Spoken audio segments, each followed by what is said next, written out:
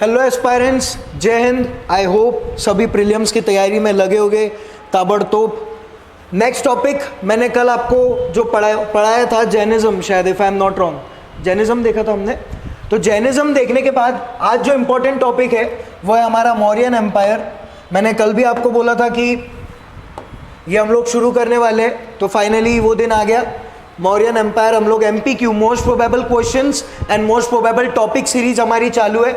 उसी का एक और लेक्चर आज मैं लेके आया हूँ जो कि है the Mauryan empire. If time मुझे अलाउ करता है तो देन हम लोग इसके बाद शाकास, कुशांस, सातवां हनस भी हम लोग साथ ही साथ इसमें डिस्कस करेंगे। चलिए, मेरा नाम है यश श्रीवास्तव, हिस्ट्री फैकल्टी आकार फाउंडेशन। आकार फाउंडेशन आपके लिए लेकर एक बहुत ही बेहतरीन सीरीज जिसका नाम है most probable topics and their questions. चलिए आइए, पहला क्वेश्चन बिना किसी देरी के स्टार्ट करते हैं हम लोग। 5 सेकंड क्वेश्चन रहने वाला है, ये भी बेसिक क्वेश्चन है। 5 सेकंड क्वेश्चन, जैसे कि मैंने इसको हेडिंग दिया है, बहुत ही आसान क्वेश्चन आप लोगों के लिए। तो पहला क्वेश्चन आपकी स्क्रीन के ऊपर ये रहा, KBC 1 लाख क्वेश्चन। आंसर चाहिए मुझे सभी से, है ना, UPSC एस्पायरेंट्स है। क्या मैं ये समझ सकता हूँ आप लोगों ने NCERT पढ़ा है? अभी पूरे निल्ले मतलब आप लोग NCERT देखने के। चलिए ठीक है। Who was the first ruler who tried to take his message to the people through inscription?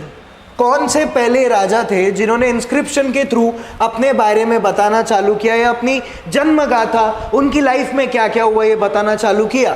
तो what should be the answer? थोड़ा सा सोचिए, क्या वो बिंदुसार थे, पुलकेशिन थे, अजातशत्रु थे या अशोका थे? 5 सेकंड क्वेश्चन है। What should be the answer aspirants? देख लेते। Answer is Ashoka. बहुत ही बेसिक सा क्वेश्चन है, ऐसा फेंका मैंने और आपने सीधा उठा के क्या मार दिया? छक्का मार दिया। नेक्स्ट क्वेश्चन पे हम लोग आते हैं। चलिए, रॉक एडिक्ट से रिलेटेड क्वेश्चन है। In which rock edict Ashoka mention about the casualties of Kalinga war and declares the renunciation of war? मैंने कल की कहानी जो सुनाया था उसमें यहीं खड़े होके मैंने आपको ये बोला था कि 99 लोगों को मार चुके थे।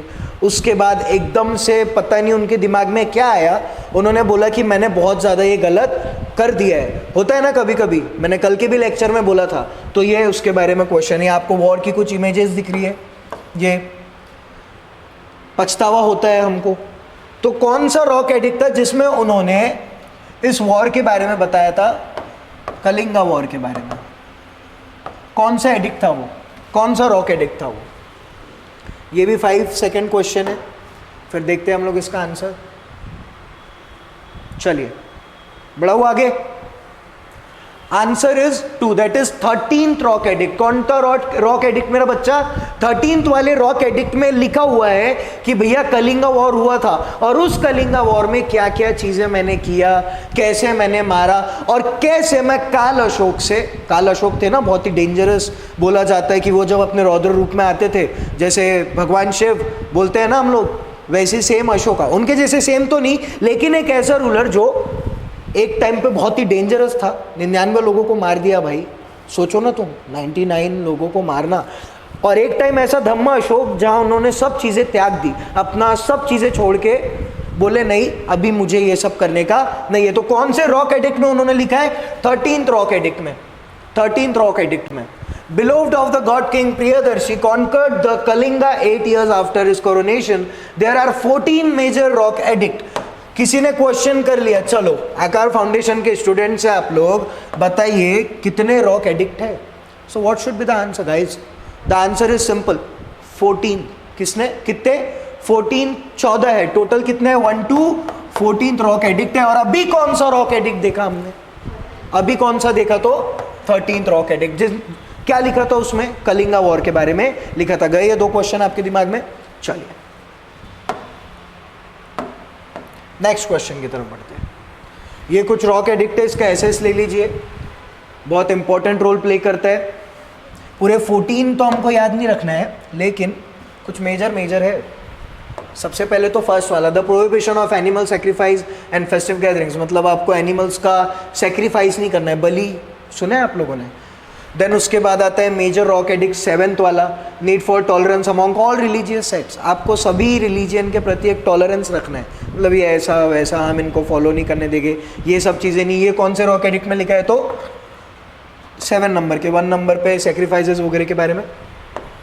मेजर रॉक एडिक्ट 11 में लिखा है explanation of Dhamma policy. Dhamma policy क्या है, क्या फॉलो करना चाहिए जिससे आप धम्म पॉलिसी, मतलब एक्सप्लेनेशन दिया हुआ है धम्म पॉलिसी का। देन उसके बाद अभी हमने जस्ट देखा 2 सेकंड पहले 13th Kalinga war and Hellenic Kings. Kalinga war में जो सब चीज़ें हुई, जो जो राजा मतलब मारे गए या जिन्होंने मारे, वो सब चीज़ें 13th रॉक एडिक्ट में दिया हुआ है। एक बार रिवाइज कर लेंगे आप लोग जल्दी से। Major rock edict 1 prohibition of animal sacrifice and festive gathering. Major rock edict 7 that is need for tolerance among all religion sect. Major rock edict 11 explanation of dhamma policy, and the last one is major rock edict 13 kalinga war and hellenic kings. अभी आप लोग बेटा UPSC aspirants है, कोई 2025 में attempt देगा, कोई 2026 में, लेकिन आपकी ड्यूटी बनती है कि आप पूरे 14 के 14 एक बार पढ़ लें, है ना। अब यश सर ने बोल दिया कि 1, 7, 11, 13 ये इंपॉर्टेंट है, नो डाउट इंपॉर्टेंट है, लेकिन आपको सभी पढ़ोगे तब जाके आपको थोड़ा सा तर्क उसका निकलेगा कि सेकंड में क्या लिखा है, थर्ड में क्या लिखा है, फोर्थ में क्या लिखा है। तो आप लोग पूरे रॉक एडिक्ट एक बार एनसीईआरटी में पढ़ लीजिएगा। नेक्स्ट क्वेश्चन की गहराई को समझिए। यहाँ मैंने कल भी बोला था, मैं आज भी बोल रहा हूँ, correct, incorrect, agree, disagree, which of the following statement is are correct, their explanation is not correct, वो सब जो क्वेश्चन रहते हैं आपको बहुत ध्यान से देखना है और बहुत ध्यान से उसको सॉल्व करने का है, ठीक है। गाई गड़बड़ी में नहीं जाना है अपने को भी। Consider the following statement which are correct, इनमें से कौन सा करेक्ट स्टेटमेंट है, आइए देखते हैं। Most of the Ashokan inscription were in Prakrit and were written in the Brahmi script. ज़्यादातर अशोकन इंस्क्रिप्शन जो है वो प्राकृत लैंग्वेज में लिखा है बोलते, and were written in the Brahmi script, और स्क्रिप्ट कौन सी है उसकी, ब्राह्मी स्क्रिप्ट में उसको लिखा है। देखते हैं सही है कि नहीं। Second question, second statement is the inscription found in the area of Pakistan are in the Brahmi script. जो इंस्क्रिप्शन फाउंड हुआ है कहाँ पे मेरा बेटा, पाकिस्तान में, वो ब्राह्मी स्क्रिप्ट में लिखा गया है। Then the third one is the information found in the Ashokan inscription include his life story, उनकी लाइफ के बारे में बताता है, इंटरनल पॉलिसी, कैसे उनके राजपाट में कैसी पॉलिसीज थी, फॉरेन पॉलिसी क्या हुआ करती थी, बहुत इंपॉर्टेंट रोल प्ले करती है फॉरेन पॉलिसी हर किसी देश में, his religious and moral prospect, Buddhism and his animal and social welfare program. इनमें से कौन सा स्टेटमेंट आपको लगता है कि सही है, एक बार सोचिए, आंसर तो हमको देखना है फिर। चलिए, correct answer is 1 and 3, that is 1 and 3 में कौन से स्टेटमेंट आते हैं देखते हैं। सबसे पहले तो 1, most of the Ashokan inscription were in Prakrit, कौन से लैंग्वेज में लिखा गया है ज्यादातर, Prakrit, and were written in the Brahmi script, और स्क्रिप्ट कौन सी थी, ब्राह्मी स्क्रिप्ट। आपने देखा होगा जब आप लैपटॉप या कंप्यूटर चलाते हैं तो उसमें बहुत सारी ऊपर में ऐसे स्क्रिप्ट आती है, अल्जीरियन, ब्राह्मी, वही है, ठीक है। ब्राह्मी स्क्रिप्ट में लिखा है तो पहला स्टेटमेंट तो सर बिल्कुल करेक्ट होता है। उसके बाद 1 and 3 मतलब ऑप्शन ये वाला है, थर्ड वाला। थर्ड बोलता है the information found in the Ashoka inscription include, उनके इंस्क्रिप्शन में कौन सी डिटेल्स रहती थी, तो क्या क्या होता था, उनकी लाइफ स्टोरी होती है ना, अपनी सभी की लाइफ स्टोरी है, किसी की अच्छी है किसी की बुरी है, बुरी लाइफस्टाइल कभी होती ही नहीं है, आपको अच्छी बनाना पड़ता है वो, है ना। वैसे ही सेम अशोका के इंस्क्रिप्शन में लाइफ स्टोरी बताते था उनका, वो जो इंस्क्रिप्शन था उनकी लाइफ बताता था। इंटरनल पॉलिसी कैसा है, राजपाट जो बोलते हैं, आज एक सरकार सेंट्रल बैठी है, इफ आप पॉलिटी के एनसीईआरटी पढ़ेंगे आपको समझ में आएगा, फेडरल सिस्टम विथ यूनिटरी बायस। हम लोग फेडरल सिस्टम तो है लेकिन यूनिट में बटे हुए, कैसे बटे हुए, यूनिट में, एक हमारे ऊपर राज कर रहे हैं, नो डाउट, डिक्टेटरशिप नहीं बोलेंगे उसको, एक सेंटर है, देन उसके बाद उसको यूनिट में हमने बांटे। Unit is nothing but the states, है ना, सबका अपना डिसीजन होता है। तो यहाँ पे उनकी फॉरेन पॉलिसी कैसी थी, एस जयशंकर फॉरेन मिनिस्टर है, आपको पता रहना चाहिए, जनरल नॉलेज के लिए बता रहा हूँ। तो फॉरेन पॉलिसी भारत देश कैसी फॉलो करता है, क्या क्या चीज़ें हम लोग रिक्वायरमेंट रहती है, किसी से हम झगड़ा कर सकते हैं नहीं, और इंडिया की हिस्ट्री रह चुकी है, हमने कभी भी खुद से किसी के साथ हमला या वॉर नहीं किया है। लोग आए हैं, इन्वाइट किए, हमको मारा है, लेकिन हमने कभी भी किसी के ऊपर हमला नहीं किया। तो एक बहुत ग्रेट हिस्ट्री है हमारी फॉरेन पॉलिसी। देन उसके बाद वो कौन सा रिलीजियन फॉलो करते थे, वो सब चीज़ें, बुद्धिज़्म एंड ऑल जो भी उनका पहले था। देन उसके बाद बुद्धिज़्म एंड कौन से एनिमल थे, सोशल वेलफेयर वगैरह सब चीज़ें ये अपने इंस्क्रिप्शन में बताया करते थे। So answer is 1 and 3. Second question गलत है. चलिए आगे आइए.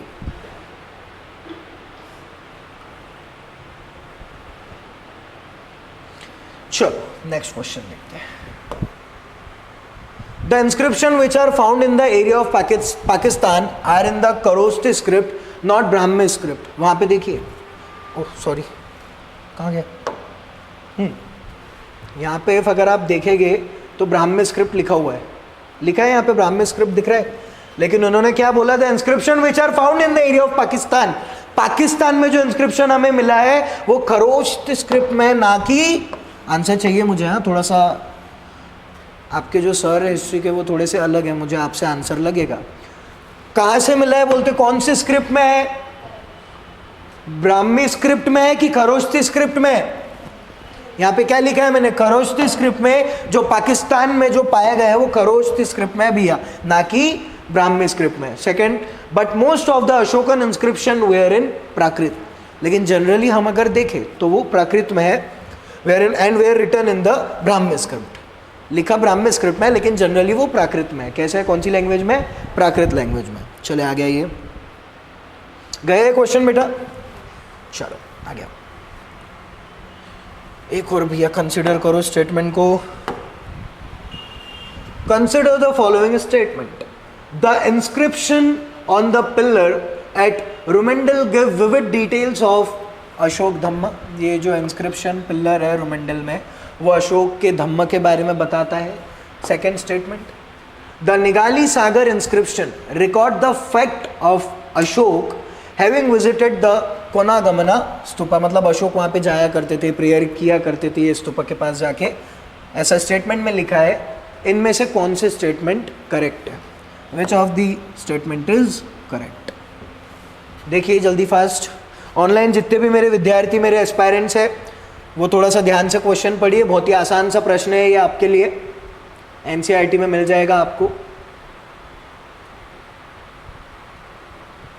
Consider the following statement. देखते हैं इसका आंसर क्या है. करेक्ट आंसर इज, थोड़ा सा स्पेलिंग मिस्टेक हो चुका है. Correct answer is 2. That is 2 only. 2 में क्या था?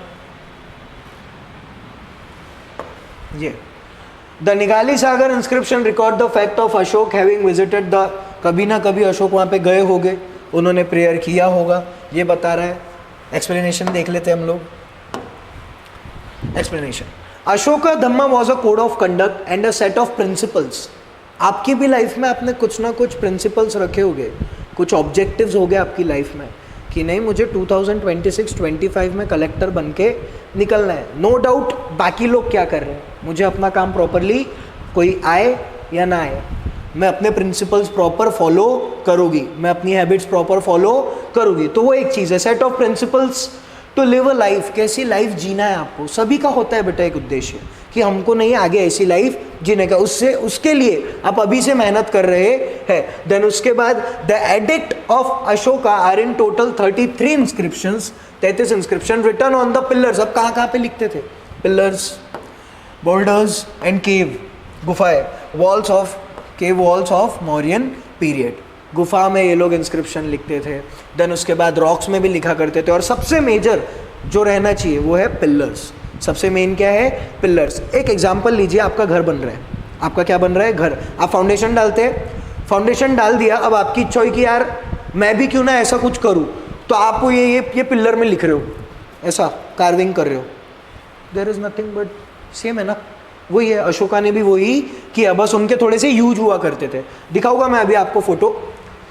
Hence statement 1 is incorrect. तो पहला स्टेटमेंट तो भैया इनकरेक्ट हो जाता है, sorry. Rummindei pillar inscription also known as Lumbini pillar. इसको लुम्बिनी पिलर भी बोला जाता है. और कहाँ पे है ये? कहाँ पे है ये? नेपाल में है. कहाँ पे? नेपाल में है. It depicts that Ashoka travel to the Buddha's birth place. He introduced the taxes of the people living in that area. Taxes हटा दिया वहाँ के लोगों का अशोक ने. Hence statement 1 is incorrect. वो जो पहला स्टेटमेंट था. अब इस पे आइए. निगाली सागर is also in Nepal. The edict ascertained the fact that Emperor Ashoka enlarged the Kanapmuni Buddha stupa and worshipped it. पूजा करते थे बोलते अशोक वहाँ जाके, क्या करते थे वहाँ पे जाके? पूजा करते थे।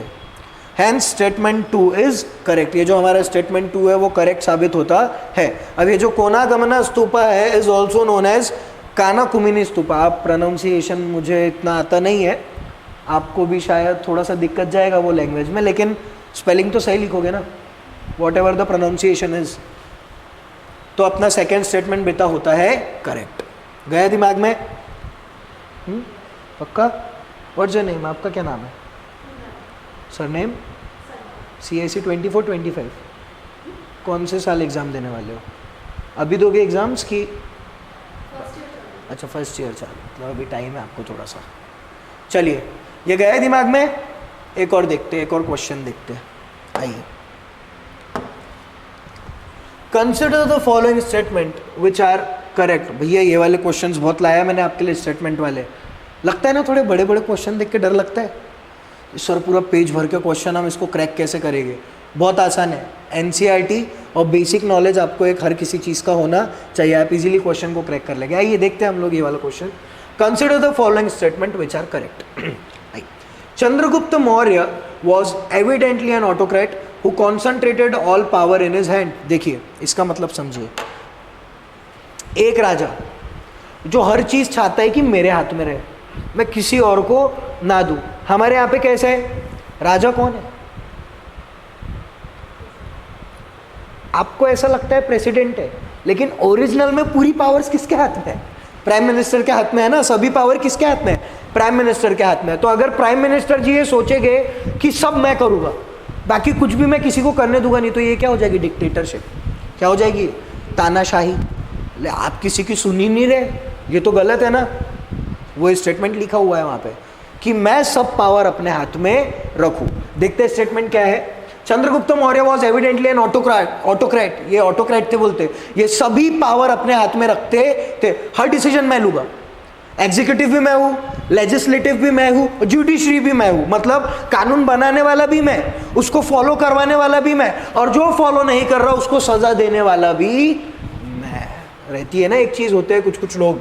आगे ही second statement, Ashoka was converted to Buddhism after Kalinga war. कल भी बताया था, आज भी बोल रहा हूँ। कलिंगा वॉर के बाद अशोका ने बुद्धिज्म रिलीजियन को अपना लिया, क्योंकि उसकी कुछ प्रिंसिपल्स की वजह से। अहिंसा होता है ना, जैनिज्म में भी मैंने बताया था कल के लेक्चर में, वो सब चीज़ें होती है। Ashoka appointed dhamma mahamatras for propagating dharma among various social groups including women. इसका मतलब समझिए, अशोका ने धम्म महामंत्रास कुछ लोगों को अपॉइंट किया कि भैया आप बुद्धिज्म रिलीजन को फैलाइए। क्या करिए? फैलाइए। आपने भी देखा होगा हर कम्युनिटी में, जैसे फॉर एग्जांपल हिंदुइज्म में पंडित जी लोग होते हैं और होते हैं, देन बुद्धिज्म में मॉन्क्स होते हैं, मुस्लिम्स में मौलवीज होते हैं। ये अपने धर्मों का प्रचार करते हैं। क्या करते हैं? प्रचार करते हैं। वो फोर्सफुली कन्वर्ट नहीं करा रहे, वो जस्ट आपको उस रिलीजन का टीचिंग देंगे। अब आपकी इच्छा है कि आप उसको अपनाते हो या नहीं अपनाते हो। अकबर ने अपना खुद का एक रिलीजन बनाया, नॉट रिकॉलिंग राइट नाउ, दिन है लाही, सॉरी दिन कुछ तो भी था। वो जब रिस्पेक्टिव टॉपिक हम लोग पढ़ेंगे तो मैं आपको पूरा उसमें एक्सप्लेन करूँगा। तो होता है रिलीजियन फैलाना, प्रोपोगेट करना, रिलीजियन को अपने प्रोपोगेट करना, लोगों को बताना कि हमारा रिलीजन भी है, ऐसा है। तो इन्होंने भी बोला, अशोका ने धम्म महामंत्रास को इन्होंने अपॉइंट किया और बोला कि प्रोपोगेट करो। क्या करो? प्रोपोगेट करो, रिलीजन को बताओ क्या रिलीजन होता है। तो which of the following statement is correct? कौन सा स्टेटमेंट करेक्ट है? Option C is correct, that is all of the above. दिए गए सारे ऑप्शन यहाँ पे सही है। Chandragupta Maurya was evidently an autocrat, dictatorship उनका, वो सब चाहते थे कि मेरे हाथ में रहे, वो तो बिल्कुल सही है। तो पहला स्टेटमेंट करेक्ट है। Ashoka was converted to Buddhism, ये तो छोटे छोटे नर्सरी के भी बच्चों को पता है कि कलिंगा वॉर के बाद वो बुद्धिज्म में कन्वर्ट हो गए। तो last one is Ashoka appointed dhamma mahamatras for propagating dharma among various social groups including women. Women को भी धर्म के बारे में बताया जाता था। So all of the above, the correct option is C.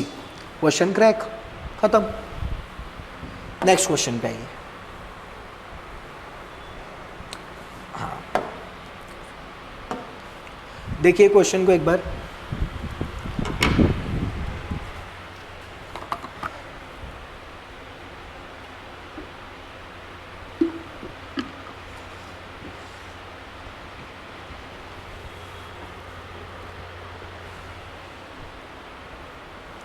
Which of the following mentioned division of the Mauryan society into 7 classes? Division के बारे में किसने बताया है कि मौर्यन सोसाइटी में 7 डिवीजन हुआ करते थे? अशोका एडिक ने बताया, इंडिका ने बताया, कौटिल्य के अर्थशास्त्र, कौटिल्य मीन्स कौटिल्य नहीं पता? किसको पता है? कौटिल्य किसको बोलते हैं? किसको बोला जाता है? चाणक्य, इंडियन मकावली, चाणक्य चंद्रगुप्त मौर्य के ही कोर्ट में थे ना वो, उन्होंने ही तो बनाया ये चंद्रगुप्त मौर्य को, जो भी वो थे। आप अगर चाणक्य देखे होगे, सोनी पे आता था तो उसमें बताया है, थोड़ा सा देखिए आप लोग। सोसाइटी में डिफरेंस है 7 क्लास तक, किसने बताया है? तो what should be the answer? Correct answer is B, that is Indica. Indica में लिखा हुआ है कि भैया Indica is the book written by हाँ बेटा ये याद रखना, इंडिका किसके द्वारा लिखी गई है? मेगास्थेनिस। किसके द्वारा लिखी गई है? Megasthenes. The division of Mauryan society into 7 classes was particularly mentioned in Indica of Megasthenes. Megasthenes की बुक में ये बताया गया है कि ये जो मौर्यन सोसाइटी में 7 क्लासेस थी वो इस बुक में है। ये बुक आपको दूसरी है, वो बुक मुझे मिली नहीं। तो किस बुक में है? इंडिका में। कौन सी बुक में है? इंडिका में। क्वेश्चन अब बन सकता है, इस पे क्वेश्चन फिलहाल नहीं पूछा है अभी, लेकिन बन सकता है कि कौन सी बुक में बताया है कि 7 क्लासेस हुआ करती थी।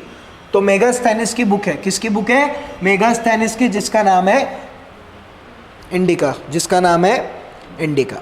आगे ये बेसिक से क्वेश्चन है।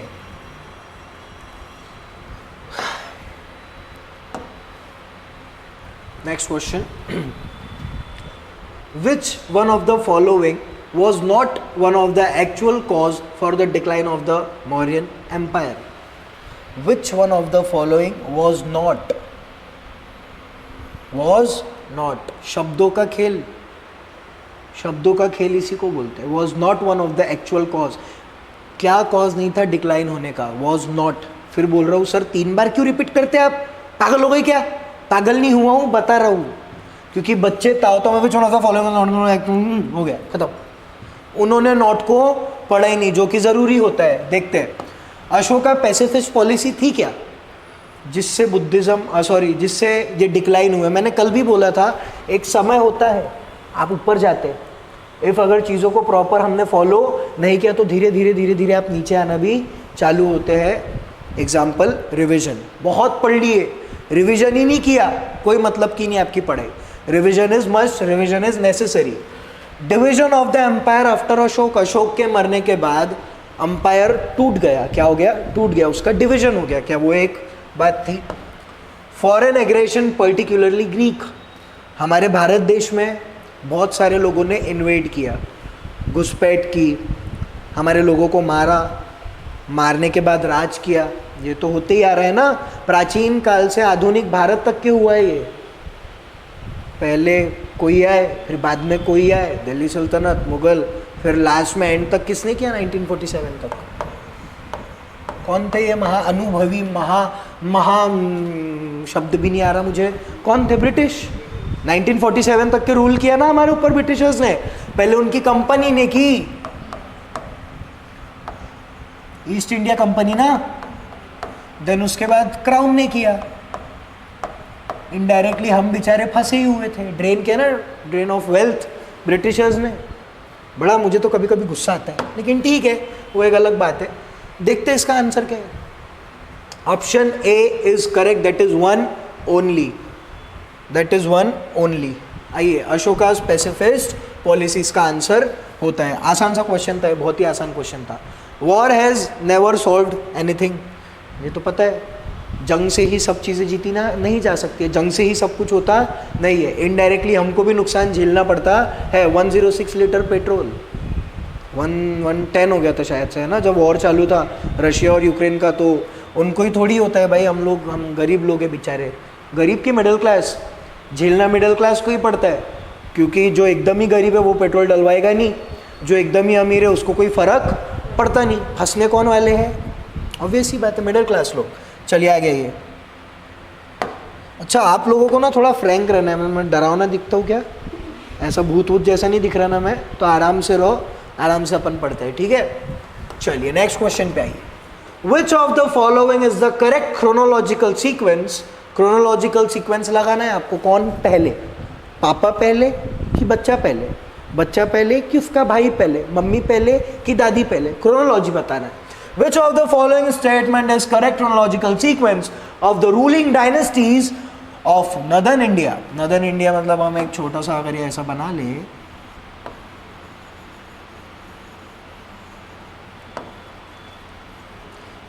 बेटा थोड़ा सा आड़ा टेढ़ा अगर दिखेगा ना तो प्लीज़ जज मत कीजिएगा, मेरी ड्राइंग अच्छी नहीं, ठीक है। इधर की बात हो रही है, ठीक है, नॉर्दर्न इंडिया की अभी बात हो रही है, उनमें से कौन सी रूलिंग डायनेस्टीज आपको क्रोनोलॉजी में लगानी है, ठीक है। चलिए, ruling dynasty of northern India from the decline of the Mauryan empire to the rise of the imperial Guptas. Mauryans और गुप्ताज के बीच में की जो डायनेस्टीज होके गई, आपको वो फॉलोइंग क्रोनोलॉजिकल ऑर्डर में लगवाना है। अभी आपको पता नहीं होगा, ठीक है। क्या ऑप्शन ए है, ऑप्शन ए में दिया है Sunga, Indo Greek, Kushans, Sakas and Guptas. Option B में दिया है Sunga, Kushans, Parthians, Sakas and Guptas. Sungas, Kanvas, Indo Greeks, Sakas, Parthians, Guptas, शायद ये हो सकता है Kanvas, Sungas, Indo Greek, Sakas, Parthians and Guptas. ये भी लग रहा है मुझे, दोनों में से कोई चांसेस लग रहे हैं, देखते हैं। एसएस ले लीजिए इसका जल्दी से, ऑनलाइन जो भी स्टूडेंट्स बैठे देखते हैं। Correct chronological order is C. C में क्या है, हाँ, that is Sungas, Kanvas, Indo Greek, Sakas, Parthians and Guptas. देखते हैं, चलो आ जाओ। सबसे पहले सुंगास आए, सबसे पहले कौन आए, सुंगास, देन उसके बाद कानवास, देन उसके बाद इंडो ग्रीक, उसके बाद साकास, साकास हम अभी देखने वाले हैं, देन उसके बाद the last one is Parthians, SKISP, ठीक है। Sungas, Kanvas, Indo Greek, Sakas and Parthians, ये करेक्ट क्रोनोलॉजिकल ऑर्डर आपका होता है कि वो दोनों के बीच में कौन सी डायनेस्टीज रूल करके गई है। आगे ये बेसिक सा क्वेश्चन था, ये भी। ये मैप दिया हुआ है कुछ मौर्यंस का, आपको एसएस ले लीजिए। बहुत बड़ा एम्पायर था यार, नियर अबाउट अखंड भारत ही हो गया ना, उसको थोड़ा सा निकाल दो, बहुत बड़ा एम्पायर था। इसका एसएस ले लीजिए, एस्पायरेंट सभी के सभी काम में आ सकता है आपको ये। अब ये मैप्स में पूछता है यूपीएससी कभी कभी, है ना, ब्लैंक मैप आपको दे देगा, कुछ डॉट्स दे देगा और बताओ बोलेगा कि ये मगध की कौन, मौर्यंस की कौन सी यहाँ पे क्या था, कौन सा सिटी था, क्या था, तो ये आपको पूछ सकता है। नेक्स्ट, हाँ ये भी है, पाटलिपुत्र, बोधगया, उज्जैन, मौर्याज, मथुरा, इंद्रप्रस्थ, तक्षशिला, ये नहीं समझ क्या है, थोड़ी सी इमेज वो हो गई है। चलिए नेक्स्ट क्वेश्चन। सर बहुत सारे क्वेश्चन लेके आ गए आज आप, हाँ लाना पड़ता है कभी कभी। With reference to the economic regulations of the Mauryan Empire, consider the following statement. Economic regulation, अर्थव्यवस्था की बात हो रही है मौर्यन एम्पायर की, कौन सी स्टेटमेंट फॉलो, मतलब कंसिडर करेंगे आप लोग, कौन सी स्टेटमेंट सही है इसमें से। They controlled and regulated agriculture, trade and commerce, weight and measures, craft such as weaving and spinning, mining and so on. ये पहला स्टेटमेंट है इकोनॉमिक एक्टिविटी से रिलेटेड। सर भारत देश की इकोनॉमिक एक्टिविटी आयात निर्यात पे डिपेंड है, इंपोर्ट एक्सपोर्ट पे डिपेंड है, सिर्फ इतना ही है कि और भी हम कुछ चीज़ें कर रहे हैं, डोमेस्टिक ट्रेड भी होता है बेटा हमारे यहाँ पे। महाराष्ट्र से उत्तर प्रदेश कोई चीज़ जा रही है, उत्तर प्रदेश से महाराष्ट्र में आ रही है, तो एक सर्कल है। क्या है ये, एक सर्कल। सर सर्कल समझ में नहीं आया हमको, ये सभी एक दूसरे से जुड़ा हुआ है, पता है आपको। राम सर कोचिंग चला रहे हैं, GST भरते हो गए, अरे हाँ कि नहीं, GST भरते हो गए 18%। इनडायरेक्टली जो पैसा हम दे रहे हैं, हम जो पैसा दे रहे हैं उससे इनडायरेक्टली देश का विकास हो रहा है कि नहीं हो रहा है। तो चीज़ें एक दूसरे से क्या होती है, कनेक्ट होती है। आप जहाँ पे आज रहते हैं वहाँ का पापा इनकम टैक्स भरते होगे, वैसे ही सेम यहाँ पे भी है कि कौन सी चीज़ों के वजह से इनकी अर्थव्यवस्था अच्छी चलती थी, इनके पास पैसा आता था, ये लोग पैसा खर्च करते थे। देखिए कॉमर्स है, वेट है, एग्रीकल्चर, हमारे इंडिया में भी एग्रीकल्चर एक मेन ऑक्यूपेशन है ना लोगों का. Second statement, the state also provided irrigation facilities and regulated water supply for the benefit of agriculturist. ये स्टेट्स जो थे इनके पास, ये लोगों को पानी भी दिया करते थे बोलते, जिससे एग्रीकल्चरिस्ट का थोड़ा सा अच्छा फैसिलिटीज़, वाटर देना बहुत ज़रूरी है. अभी रिसेंटली आज का एक करंट अफेयर था, इंडिया का ही है शायद, Bangalore, if I am not wrong. आप लोग करंट अफेयर्स पढ़ते हैं, वहाँ पे पानी नहीं है पीने का, पानी ख़त्म हो चुका है, मतलब एकदम नील की कैटेगरी में आ गया है. 0 डे अगर हो गया गलती से, पानी नहीं मिलता, आपको पता है. और अभी क्या आ रही है, समर छोड़ो, भी एक इवेंट आ रहा है बहुत बड़ा, होली. इसमें तो ऐसे लोग पानी बहाएंगे जैसे बस गंगा नदी इनके घर के सामने ही है. तो पानी वेस्ट करने का नहीं, आपको भी बता रहा हूँ मैं कि पानी बिल्कुल भी वेस्ट करना नहीं. ग्राउंड वाटर धीरे धीरे क्या होते जा रहा है, कम होते जा रहा है. ठीक है, तो पानी को बिल्कुल वेस्ट नहीं करना. पानी ही नहीं रहेगा तो एग्रीकल्चर ही ढंग से पढ़ोगे कैसे, इनडायरेक्टली आप भी उससे इफेक्ट होने वाले हैं. तो यहाँ पे वो लोग प्रोवाइड करते थे बोलते अच्छी इरिगेशन फैसिलिटीज़, ताकि एग्रीकल्चर में उनको मदद मिले. जो खेती करने वाले लोग थे शेतकरी, उनको मदद मिले. कौन से स्टेटमेंट सही है? Only one, both 1 and 2, 2 only, या none of the above, that is NOTA. Option B is correct, that is 1 and 2. देखो मैंने वहाँ पे लिखा है, reference NCERT class 11 by Ramsharan Sharma sir. दोनों ही करेक्ट है बोलते. क्या है? दोनों ही करेक्ट है. 1 and 2 दोनों स्टेटमेंट यहाँ पे करेक्ट साबित होती है. चलिए आ गया ये. इससे तो वाकिफ हो गया आप सभी. पहला प्यार होता है ना हम सभी यूपीएससी एस्पायरेंट का, कि हमको भी ऐसी ऑफिस में बैठना है जहाँ पे ये 3 है कि 4 है, पीछे क्या है इसके, किसी को अभी तो ये तो नहीं था ना कि सिर्फ 3 ही है. सभी की इच्छा होती है कि हम जहाँ बैठे उसके पीछे ये लगाओ. तो इसके लिए क्या करना पड़ेगा आपको? मेहनत करना पड़ेगा. ये कौन है? चाणक्य है. कौन है ये? चाणक्य, इंडियन मैकावली. आगे ये चंद्रगुप्त का कुछ कॉन्केस्ट बताया, कहाँ कहाँ पे उन्होंने कॉन्केस्ट किया है. That's all. क्वेश्चन समझ में आया आप लोगों को? ठीक है, ये टॉपिक समझ में आया. दूसरा स्टार्ट करूँ? चलिए आइए, थोड़ा सा एक बार हम लोग रिवाइज कर लेते हैं क्या क्या हम लोगों ने देखा, कितने क्वेश्चंस हमने देखे. एक फास्ट रिवीजन होना बहुत ज़्यादा ज़रूरी है. हाँ, विदाउट रिवीजन कुछ भी नहीं है लाइफ में. यहाँ से स्टार्ट किए थे, मौर्यन एम्पायर से हमने स्टार्ट किया. ये पहला क्वेश्चन था. Who was the first ruler who tried to take the message to the people through inscription? Ashoka. Rock edict, 13th rock edict इसका आंसर था. कलिंगा वॉर के बारे में बताया था. देन उसके बाद ये मेजर रॉक एडिक्ट कौन से 1, 7, 11, 13. बोलिए एक बार मेरे पीछे, 1, 2, 3 गो. 1, 7, 11, 13. एक और बार, 11, 13. आई होप आपको याद हुआ ये भैयों बहनों, आपको याद हुआ क्या? 1, 7, 11 और 13 मेजर रॉक एडिक्ट है. आगे ये कंसिडर द फॉलोइंग स्टेटमेंट वाला हमने क्वेश्चन देखा. ब्राह्मण स्क्रिप्ट, वो पाकिस्तान में जो, उसका एक. देन उसके बाद हमने देखा ये क्वेश्चन, कौन गमना स्तूपा. देन उसके बाद ये क्वेश्चन, ऑटोक्रेट थे, बाद में कलिंगा वॉर के बाद बुद्धिज्म में कन्वर्ट हुए, ये क्वेश्चन देखा. देन उसके बाद हमने डिवीजन ऑफ 7 क्लासेस का एक क्वेश्चन देखा, इंडिका ऑफ मेगास्थेनिस. देन उसके बाद हमने देखा which one of the following is the actual cause for the decline of the Mauryan empire. कौन से ऐसे कॉजेस थे जिसकी वजह से मौर्यन एम्पायर डिक्लाइन हो गया, ख़त्म हो गया, ये देखा. देन उसके बाद विच of the following is correct. Chronology देखा हमने कि उनके बीच में कौन से राजा या डायनेस्टीज आके गई. ये मैप. फिर से एक और क्वेश्चन, इकोनॉमिक रेगुलेशंस, अभी हमने कुछ देर पहले देखा. बस ख़त्म. चल नेक्स्ट पे आइए.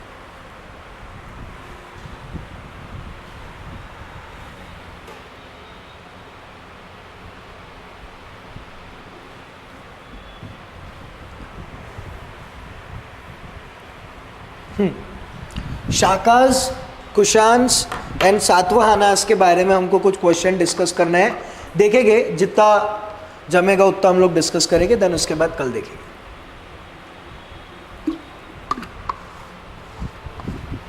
चलो पहले क्वेश्चन पे आइए.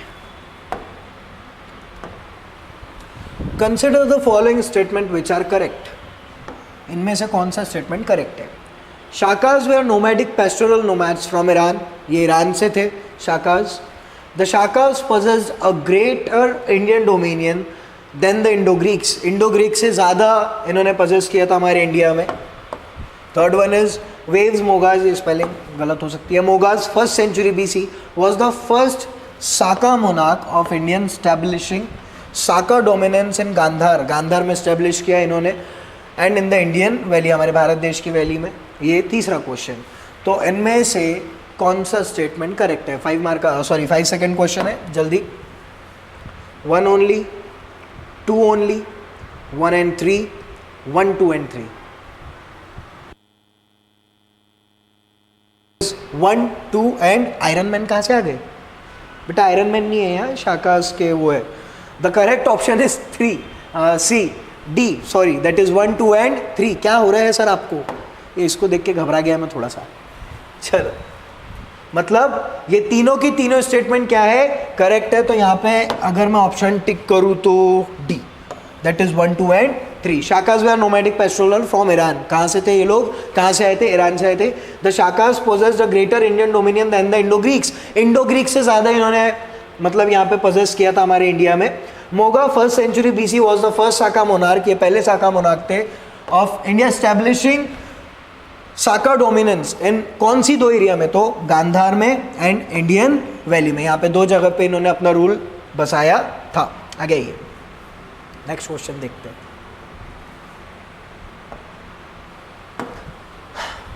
Consider the following statement which are correct.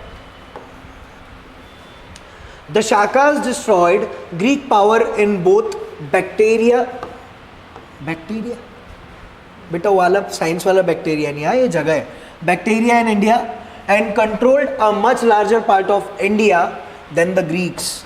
फिर से वही वाला, इसके पहले वाले ही जैसा है क्वेश्चन. ग्रीक से ज़्यादा इन्होंने कंट्रोल में लाया था बोलते अपने. The Shakas entered India through the बोलन पास. यहाँ से हमारे भारत देश में उन्होंने एंट्री ली थी.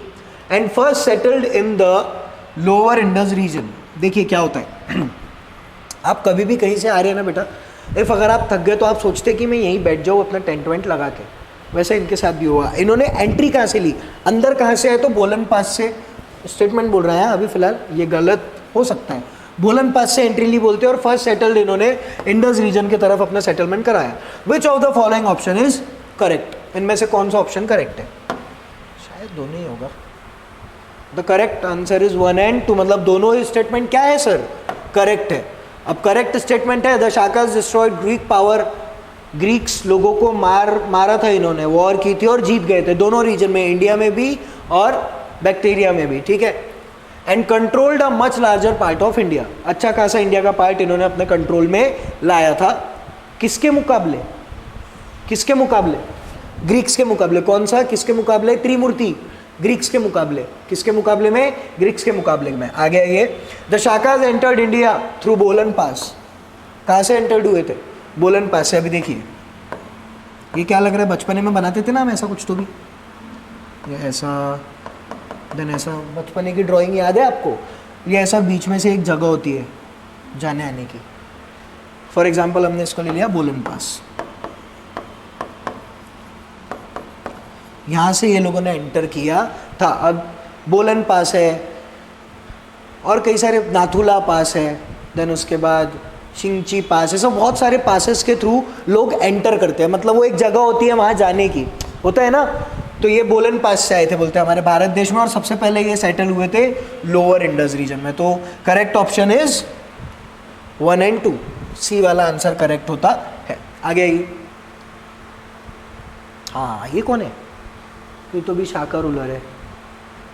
क्या लग रहे ना सही एकदम. तो पहले के लोगों की बॉडी बहुत जोरदार होती थी. तब तो जिम विम था क्या? तब जिम नहीं होता था, पता नहीं कैसे बन जाती थी. ये मैप दिया हुआ है. इंडो सीथियन, सीथियंस भी बोला जाता है शाकास को. यूजई किंगडम था यहाँ पे. देन अलेक्जेंडर की एक कहानी है, वो बताऊंगा मैं आपको कभी, है ना, जब हम लोग अपना टॉपिक स्टार्ट करेंगे, एंशियंट से मॉडर्न की सीरीज़ जब स्टार्ट होगी तब उनके बारे में बताऊंगा आपको. एक बहुत बढ़िया कहानी है. Satavahanas empire Pandyan kingdom, Ujjain, western satraps, ये सब जगह है। चोलास, चेरास, पांड्यास। आपको ना थोड़ा सा भी अटपटा लग रहा होगा, सर ये क्या बोल रहे हैं आप, हमको कुछ समझ में ही नहीं आ रहा। जब आप NCERT पढ़ोगे ना तो ये सब आपको दिखेगा वहाँ पे, तब आपको समझ में आएगा। तब ये सीरीज वापस से देख लेना एक बार। चलो नेक्स्ट क्वेश्चन पे आओ। With reference to the administration system of government, ठीक है, the Shakas along with the Parthians introduce the satrap system of government which was similar to the Achaemenid and Seleucid system in Iran। Iran में कुछ system चलते थे ऐसे वाले, Seleucid. आपने देखा होगा, अपने भारत का भी एक सिस्टम है, लेवल है, बड़े पुलिस ऑफिसर, उससे छोटे, देन फिर एक DGP होता है, उनको आंसर करना पड़ता है। मिलिट्री में भी सेम, बड़े लेफ्टिनेंट जनरल, कर्नल, देन उसके बाद जो बड़े बड़े आपके लोग होते हैं। If we talk about judiciary में भी chief justice of India, chief justice, high court के जजेस, सुप्रीम कोर्ट के जज, है ना, एक बंधा हुआ है सब। वैसे ही सेम यहाँ पे भी कुछ तो भी है, देखते हैं। The Shakas along with the Parthians introduce, Parthians के साथ मिलकर सत्रप सिस्टम लाया इन्होंने। Under this system the kingdom was divided into provinces. ध्यान रखिए, each under the military governor. It is nothing but the states. आज आप स्टेट्स में रह रहे हैं अलग अलग, लेकिन इंडिया तो एक ही है ना, उसके अंदर में यूनिट्स है, लेकिन हमारा इंडिया तो एक ही है, सेम टू सेम। हाँ, लेकिन इनका जो एडमिनिस्ट्रेशन करता था, आज CM करते हैं, चीफ मिनिस्टर। उनके टाइम पे मिलिट्री गवर्नर होते थे। कौन होते थे? Military governor, called mahakshatrap. Mahakshatrap मतलब बड़े मिलिट्री गवर्नर। हम बोल सकते कि हमारे यहाँ के आर्मी जनरल बोल सकते हैं ना। देन उसके बाद it can be considered as a form of decentralisation. Decentralisation का मतलब विकेंद्रीकरण होता है। क्या होता है डिसेंट्रलाइजेशन? मतलब विकेंद्रीकरण। स्टेट्स भी अपने डिसीजंस ले सकता है, पूरा सेंटर के हाथ में नहीं है। बोला जाता है ना, governor with lower status were called kshatrap. मतलब महाक्षत्रप बड़े लोग, बहुत बड़े, मतलब आर्मी के एकदम जनरल टाइप, और क्षत्रप मतलब उनसे थोड़े से और छोटे, लेवल होता है ना, उनसे थोड़े से एक छोटे। तो इनमें से कौन सा स्टेटमेंट करेक्ट है बताना है आपको। 1 and 2, 1 only, 1 and 2 only, वो सेम हो गया, 1, 2 and 3। Correct answer statement sir आपने जो बताई है, तीनों स्टेटमेंट करेक्ट है। दोनों ने मिलकर क्षत्रप सिस्टम को लाया, जो कि ईरान में भी फॉलो होता था। Under this system kingdom was divided, जो बड़ा एक राज्य था वो डिवाइड हुआ था। कौन से प्रोविंसेस में डिवाइड हुआ था? तो उसमें जो पूरा बड़े लोग जो थे, मिलिट्री गवर्नर कॉल्ड महाक्षत्रप, ये पूरा फॉलो करवाते थे, बोलते। देन उसके बाद जो छोटे थे, governor with the lower status were called kshatrap. Mahakshatrap मतलब बड़े और क्षत्रप मतलब छोटे, ऐसा आप याद रख सकते हैं। आगे आइए, नेक्स्ट क्वेश्चन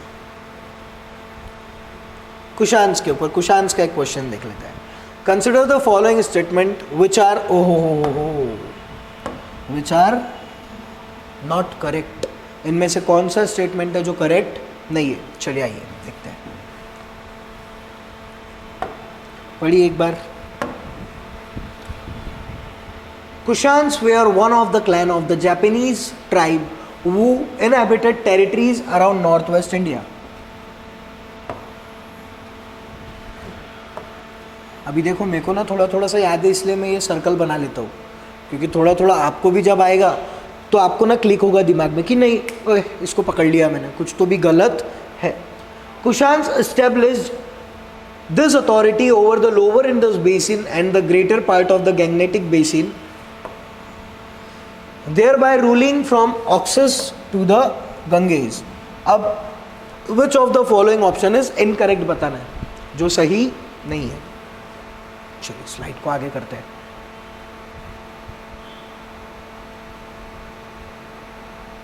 ऊंचे ट्राइब, इसका आंसर नहीं दिया है मैंने, लेकिन इसका आंसर है बेटा ओनली 1। इसका आंसर क्या है? ओनली 1। मतलब जो पहला स्टेटमेंट है वो इनकरेक्ट है। क्या है वो? इनकरेक्ट है। जहाँ तक कि मुझे याद आ रहा है, चाइनीज़ थे ये लोग। कहाँ से थे? चाइनीज़। युंगची ट्राइब करके एक थी जो टेरिटरीज़ को अक्वायर करा करते थे। जापानीज़ नहीं थे वो लोग, है ना। तो वहाँ पे मैंने आपको स्टेटमेंट नहीं डाला है, लेकिन 1 ऑप्शन जो होता है आपको वो इनकरेक्ट साबित होता है। जब आप पढ़ेंगे तो आपको ईजिली वो समझ में आ जाएगा। युंगची ट्राइब। आगे आइए, विथ रेफरेंस टू कनिष्का। बहुत बड़े ये राजा थे। हाँ, कनिष्का के बारे में सुना है आप लोगों ने कभी? बहुत बड़े एक राजा थे। Consider the following statement. Kushan empire reached its peak during the reign of Kanishka. Kanishka was the most famous Kushan ruler. Kanishka was the great patron of the art and architecture. Kanishka gave his patronage to Buddhism. The fourth Buddhist council that was held in Kashmir was held in Kanishka reign. Which of the following option is correct? इनमें से कौन सा option correct है? मुझे तो ये पांचों ही सही लग रहे। कर लूँ स्लाइड ऊपर, देखते हैं कौन सा करेक्ट है, फिर आपको एक्सप्लेनेशन देता हूँ मैं। The answer is D, all of the above. अब समझिए, कनिष्का एक ऐसे रूलर थे बेटा जिनके टाइम में ये एम्पायर ने बहुत ज़्यादा उत्पत्तियां हासिल की। जैसे कि if we talk about Bajirao Peshwa, आप लोगों ने सिर्फ एक पार्ट देखा है, कौन सा? तुझे याद कर लिया है आयत की तरह, आपने ये पार्ट देखा उसका। लेकिन आप अगर ओरिजिनल पार्ट देखोगे ना, वो एक ऐसा राजा था, एक ऐसा किंग था, एक ऐसा पेशवा थे वो बाजीराव पेशवा, जिन्होंने हिंदुस्तान को फतेह कर लिया था आधे से ज़्यादा अपनी रेन में। सोचो, पेशवा सिस्टम जब लाया गया तो बाजीराव पेशवा ने, आप कभी अगर मैप देखोगे तो आपको समझ में आएगा, नहीं रे भाई, जो बाजीराव मस्तानी में हमने देखे कि ये आदमी कैसा हो गया प्यार के चक्कर में, वैसा कुछ भी इतना ज़्यादा एग्जैजरेट करके बताया मूवी। लेकिन if we talk about Bajirao Peshwa, वो एक बहुत ही बड़े रूलर होके गए। जैसे कि हम हमेशा बात करते हैं, महाराष्ट्र के इतिहास की बात है और हम किसका नाम ना लें, छत्रपति शिवाजी महाराज का नाम ना ले, तो महाराष्ट्र की हिस्ट्री नहीं है मेरे अकॉर्डिंग। छत्रपति शिवाजी महाराज का नाम लेना जरूरी। मैं जब जब नाम लेना मेरे को गूज़बम्स आते हैं, पता नहीं क्यों ऐसा होता है, लेकिन जब जब मैं बोलता हूँ ना छत्रपति शिवाजी महाराज, अंदर से वो बोलते ना एक आग जैसी है, एक ऐसा नहीं कुछ करना है करके, वैसा होता है। सेम कनिष्क के टाइम पे कुशान एम्पायर बोलते अपनी हाइट्स पे पहुंचा। कहाँ पे पहुंचा? हाइट्स पे पहुंचा मतलब बेटा माउंटेन पे पहुंचा। हाइट्स पे पहुंचा मतलब अपनी एक पीक पे पहुंचा हो, कि उनके टाइम पे भारत देश में बहुत ताकतवर अपना देश हो चुका था। भारत देश है ना। Second statement, Kanishka was the most famous Kushan ruler. Kanishka एक बहुत फेमस कुशान रूलर थे। यस, सही बात है। Kanishka was the great pattern of art. अब कुछ कुछ राजा होते हैं जो आर्ट को बहुत आगे लेके जाते हैं, आर्किटेक्चर को बहुत आगे लेके जाते हैं। फिर टॉक अबाउट अकबर, अकबर गाने के बहुत शौकीन थे। ख्वाजा मेरे ख्वाजा थे ना। उनके कोर्ट में जो व्यक्ति सिंगिंग करता था, बोलते, मुझे नहीं पता, मैं तो वहाँ पे था नहीं, लेकिन बोलते पानी आ जाता था वो जब गाते थे। ऐसा है क्या मुझे नहीं पता, लेकिन वो जब गाते थे तो पानी आ जाता था। देन उसके बाद Kanishka gave his patronage to Buddhism. इन्होंने भी बुद्धिज्म को अपनाया था भैया। द फोर्थ बुद्धिस्ट काउंसिल, जो चौथी बुद्धिस्ट काउंसिल हुई थी कश्मीर में, वो इन्हीं के अंतर्गत हुई थी। कनिष्का उस टाइम पे प्रेजेंट थे और उन्होंने ही शायद करवाने बोला था। तो what should be the answer? All of the above. गया आपके दिमाग में? ये जो पांचों पॉइंट्स मैंने पढ़ाया, इनमें से कौन सा पॉइंट है जो नहीं समझा? क्या इनकरेक्ट पूछा है? सॉरी, वो करेक्ट वाला है, सॉरी। हाँ,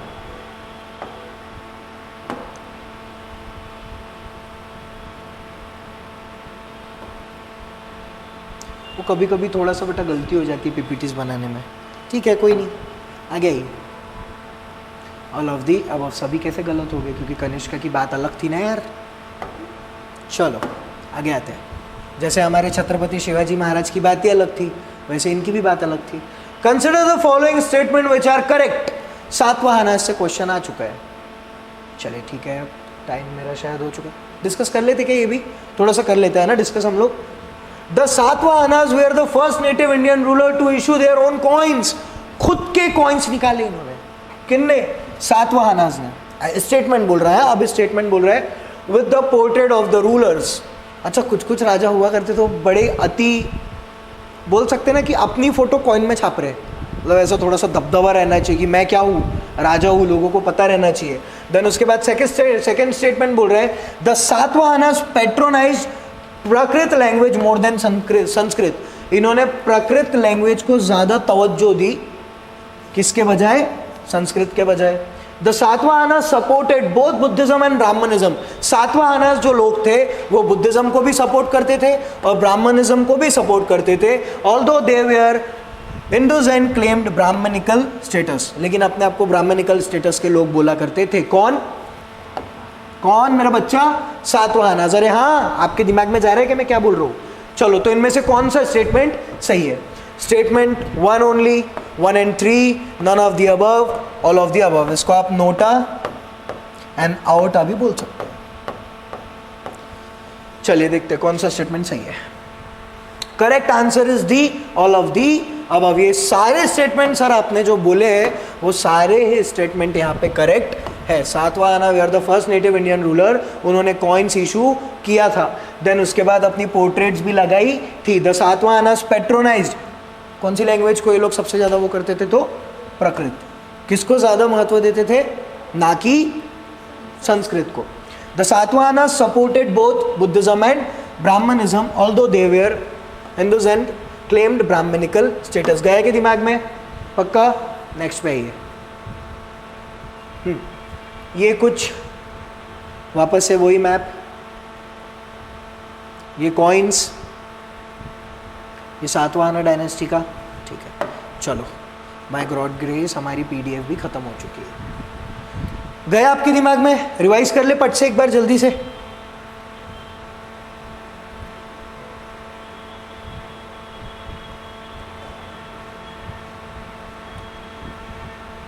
चलो,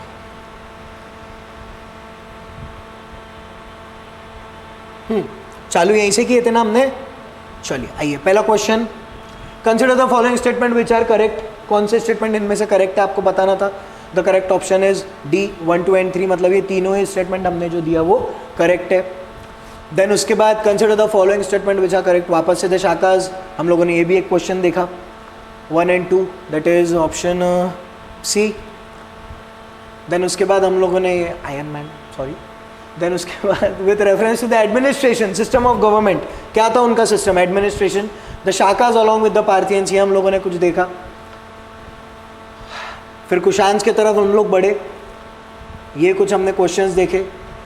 चाइनीज युंगची tribe with reference to Kanishka, मैंने पॉइंट्स आपको बताया पूरे के पूरे। The answer is all of the above, that is AOTA. Consider the following statement which are correct. Satavahanas का क्वेश्चन था ये, अब भी जस्ट हमने डिस्कस किया अभी 2 मिनट पहले। ठीक है, और ये कुछ आपके लिए मैप्स, ये कॉइन्स, ये सातवाहना डायनेस्टी। तो आई होप आप सभी को ये समझ में आया होगा। मैं ये उम्मीद रखता हूँ कि आप आज का लेक्चर जो है आपके थोड़ा सा दिमाग में गया आप सभी के। चलिए, वेरी गुड। बाकी हम लोग मिलते हैं कल नए टॉपिक के साथ जिसका नाम था गुप्ता एम्पायर और महाजनपद। हम लोग कल से देखने वाले हैं, वो भी एक बहुत ही अच्छा टॉपिक है, तो उसमें भी प्रेजेंट रहिएगा। बहुत सारे क्वेश्चंस हम लोग डिस्कस करेंगे। Thank you so much. जय हिंद, बाय बाय। अपने प्रिपरेशन को जारी रखिए।